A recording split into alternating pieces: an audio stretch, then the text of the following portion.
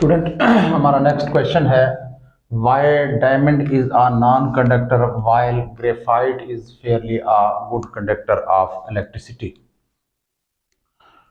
तो सबसे पहले तो डायमंड और ग्रेफाइट के बारे में बात करते हैं। डायमंड और ग्रेफाइट दोनों कार्बन के एलोट्रॉपिक फॉर्म हैं। अब एक स्ट्रक्चर के अंदर कार्बन जो है वो इलेक्ट्रिसिटी का एक अच्छा कंडक्टर है, इलेक्ट्रिसिटी को कंडक्ट कर सकता है, जबकि एक फॉर्म में इलेक्ट्रिसिटी का अच्छा कंडक्टर नहीं है।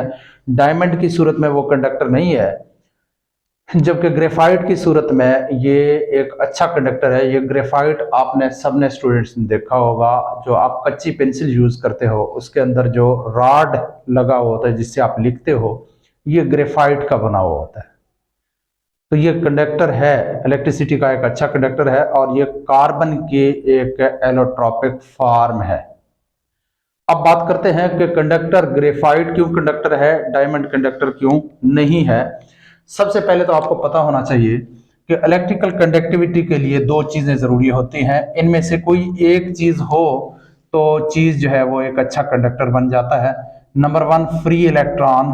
फ्री इलेक्ट्रॉन हो तो चीज एक अच्छा कंडक्टर बन जाता है, कोई भी सब्सटेंस हो तो वो कंडक्टर बन जाता है। नंबर टू जो है फ्री आयंस हो, फ्री आयंस। तो ये जो दो चीजों, इन दो चीजों में से किसी के पास अगर एक चीज है तो वो कंडक्टर बन जाता है। लेकिन ग्रेफाइट के पास कोई फ्री आयंस नहीं है, क्योंकि ये आयनिक कंपाउंड तो है नहीं। ग्रेफाइट में कोवलेंट बॉन्ड होते हैं और डायमंड के अंदर भी कार्बन कार्बन के दरमियान कोवलेंट बॉन्ड पाया जाता है, तो फ्री इलेक्ट्रॉन इनके पास तो है नहीं। और इसी तरह से डायमंड में फ्री इलेक्ट्रॉन भी नहीं है, डायमंड के अंदर फ्री इलेक्ट्रॉन नहीं है, जबकि ग्रेफाइट के पास हर कार्बन के पास एक फ्री इलेक्ट्रॉन होता है। असल में इलेक्ट्रिकल कंडक्टिविटी की वजह यही है कि ग्रेफाइट में हर कार्बन के पास एक फ्री इलेक्ट्रॉन होता है, जबकि डायमंड में कोई फ्री इलेक्ट्रॉन मौजूद नहीं होता। इस वजह से डायमंड जो है इलेक्ट्रिसिटी का एक नॉन कंडक्टर है, जबकि ग्रेफाइट जो है एक अच्छा कंडक्टर है। अब बात इनके स्ट्रक्चर की होती है कि इनके स्ट्रक्चर, इनका कुछ ऐसा है ग्रेफाइट का कि उस स्ट्रक्चर की वजह से उसका एक इलेक्ट्रॉन जो है वो फ्री हो जाता है, एक इलेक्ट्रॉन उसके पास फ्री रहता है। देखिए यहां पे मैं बना रहा हूं कि डायमंड का स्ट्रक्चर कुछ इस तरह से होता है, कार्बन कार्बन कार्बन और ये कार्बन, ये कार्बन। देखें हर सेंट्रल कार्बन जो है ये सेंट्रल कार्बन है, हर कार्बन फर्दर यहाँ पे चार कार्बन के साथ बॉन्ड बनाता है। तो इसके चारों के चारों इलेक्ट्रॉन, कार्बन के वैलेंस शेल में चार इलेक्ट्रॉन होते हैं। कार्बन का एटॉमिक नंबर चेक करें, एटॉमिक नंबर है 6। इसका जो इसके पहले शेल में 2 और दूसरे में 4 इलेक्ट्रॉन है, तो 4 वैलेंस इलेक्ट्रॉन है वो ये हैं, एक इलेक्ट्रॉन ये और ये और ये, इस तरह से 4 इलेक्ट्रॉन है। लेकिन अगर आप डायमंड के ऊपर गौर करें तो डायमंड में चूंकि कार्बन टेट्राहेड्रली अरेंज होते हैं और हर कार्बन जो है वो 4 फर्दर कार्बन के साथ अटैच होता है, तो बाकी ये कार्बन भी ऐसे हैं, सब के सब इसी तरह, जैसे ये सेंट्रल कार्बन अरेंज है तो इस तरह से ये बाकी भी इसी तरह से अरेंज है। अब यहाँ पे क्या हो रहा है कि कार्बन के जो चारों के चारों वैलेंस इलेक्ट्रॉन है वो यहाँ पे बॉन्ड में इन्वॉल्व है, आपस में कोवलेंट बॉन्ड बना रहे हैं, तो इसलिए इसके पास कोई फ्री इलेक्ट्रॉन नहीं है। तो इसकी वजह क्या है, क्योंकि यहाँ पे डायमंड जो है वो टेट्राहेड्रल ज्योमेट्री है, उसका टेट्राहेड्रल शेप है और इसमें sp3 हाइब्रिडाइजेशन है, sp3 हाइब्रिडाइजेशन। तो इन चीजों की वजह से टेट्राहेड्रल ज्योमेट्री, sp3 हाइब्रिडाइजेशन की वजह से इसके चारों के चारों इलेक्ट्रॉन बॉन्ड में इन्वॉल्व है, कोई इसके पास फ्री इलेक्ट्रॉन नहीं है। अब बात अगर करें ग्रेफाइट की, तो ग्रेफाइट जो है वो हेक्सागोनल शेप बनाता है, टेट्राहेड्रल नहीं बनाता।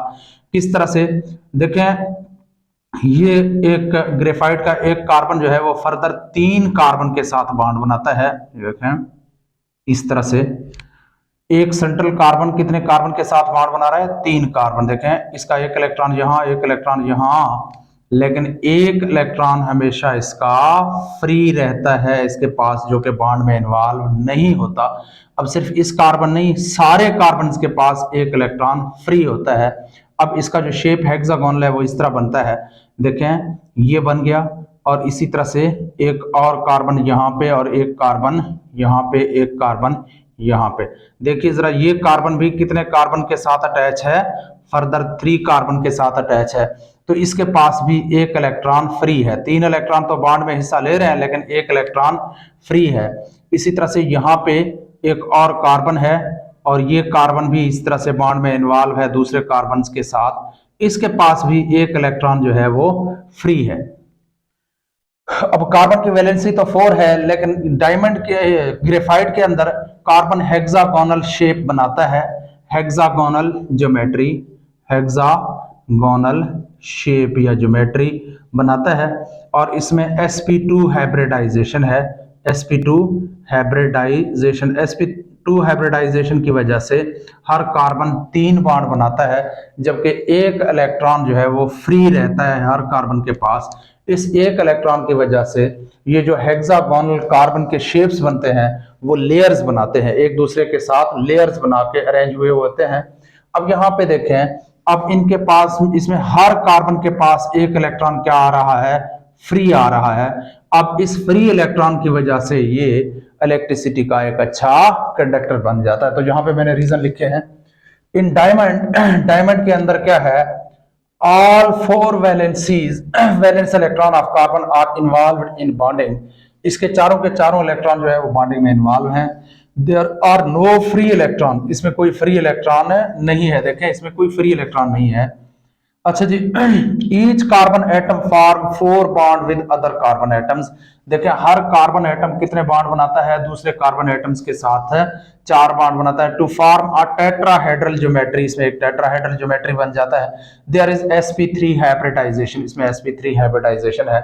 असल कहानी ये है कि कार्बन के चारों इलेक्ट्रॉन जो है वो बॉन्ड में इन्वॉल्व है। While in case of graphite, लेकिन ग्रेफाइट के केस में क्या है, each carbon atom is joint with 3 other carbon atoms, देखें ये एक कार्बन है और ये 3 और कार्बन के साथ जुड़ा हुआ है, and 1 electron of each carbon is free. अब इसमें क्या है कि हर कार्बन का एक इलेक्ट्रॉन क्या है, फ्री है, टू मूव, फ्रीली मूव कर सकता है। Its geometry is hexagonal and there is sp2 hybridization. Hexagonal मतलब 6 कोनों वाला, देखें ये बेंजीन शेप जैसे हेक्सागोनल जो है ये 6 कोनों वाला है। तो इसमें sp2 हाइब्रिडाइजेशन है क्योंकि हर कार्बन 3 बॉन्ड बनाता है। उसके due to these free electrons, अब इन्हीं जो इनके ऊपर ये जो फ्री इलेक्ट्रॉन्स होते हैं, इन फ्री इलेक्ट्रॉनों की वजह से graphite is fairly a good conductor of electricity, graphite electricity का एक अच्छा कंडक्टर है। While diamond is a non conductor, diamond एक नॉन कंडक्टर है क्योंकि डायमंड के पास कोई फ्री इलेक्ट्रॉन नहीं है, इसके सारे वैलेंस इलेक्ट्रॉन बॉन्ड में इन्वॉल्व है।